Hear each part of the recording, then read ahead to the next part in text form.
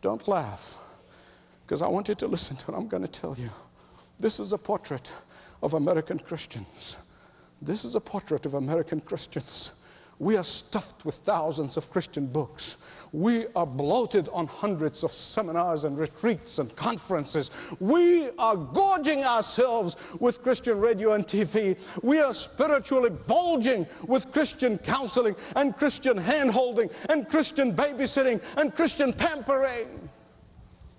While millions of people have never heard of Jesus Christ, and that's not right.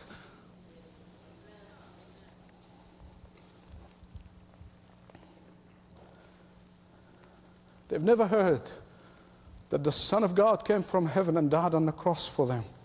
So these 4 lepers, they looked at each other and they knew that what they were doing was not right.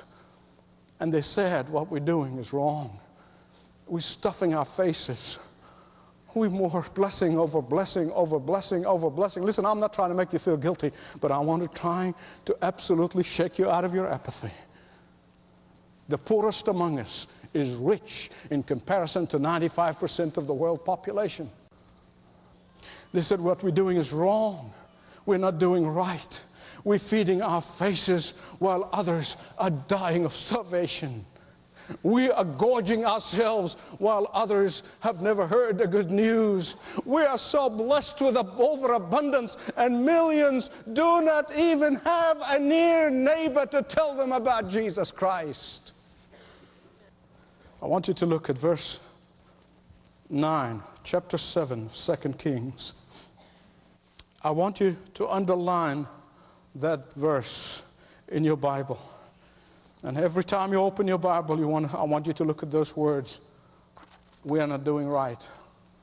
We're not doing right. It was Oswald Smith, the great preacher in the People's Church of Toronto, who said it is not right for people to hear the gospel twice when somebody has never even heard it once. And one day, you and I are going to face the Lord of glory. And we're going to look him in the eye. And he will ask us, what have you done with the abundance I gave you? Did you tell the starving world of my good news? Have you taken up the opportunities that I literally threw at your feet?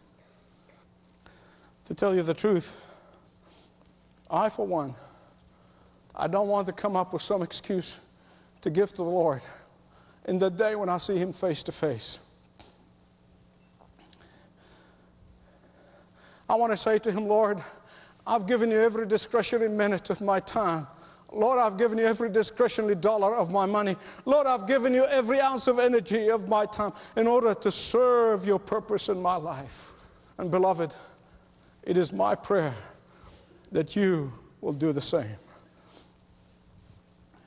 These 4 lepers have seen the good news with their own eyes. These 4 lepers experienced the good news personally. They gorged themselves. They ate the food. They saw the miracle. These 4 lepers lived the good news. These 4 lepers experienced the fulfillment of the promise of God. And they could not keep it to themselves. I want you to use your imagination just for a minute, okay? I want you to think about the desperate conditions of these lepers. I mean, just think about it. I mean, they could have made every excuse in the book, and they could have gotten away with it. Really. I mean, seriously.